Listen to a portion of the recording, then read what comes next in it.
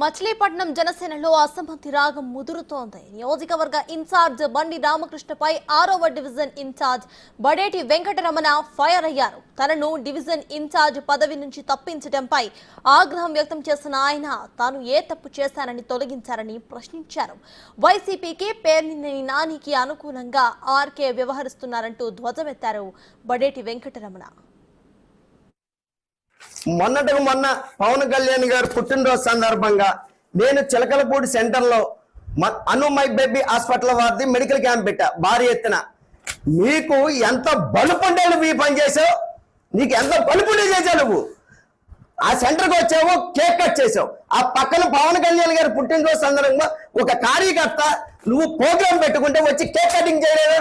నువ్వేం ఇన్ఛార్జు, నువ్వెందుకు చేయలేవు ఈ పని?